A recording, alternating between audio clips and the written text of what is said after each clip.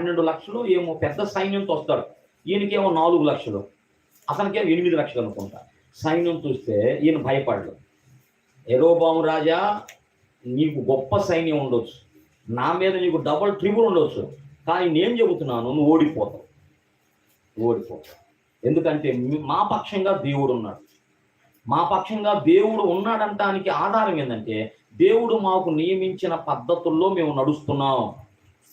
అది దేవుడు నియమించిన పద్ధతుల్లో మేము నడుస్తున్నాం. మా పక్షాన యాజకులు ఉన్నారు. వాళ్ళు ప్రతిదినము కూడా దేవుని కొరకు ఉదయ అస్తమయాలు ఏది చేయాలో అది చేస్తున్నారు. పలులు అర్పిస్తున్నారు, ఇంకేం సన్నిధిలో ధూపం వేస్తున్నారు, దీపాలు వెలిగిస్తున్నారు. వాళ్ళు ఏమి చేయాలో వాళ్ళు చేస్తున్నారు. అంత మాత్రం కాదు, మా పక్షంగా బూరలు ఊదటానికి అహరోను వంశస్థులు ఉన్నారు. అంటే దేవుని సిస్టంలో మేము ఉన్నాం.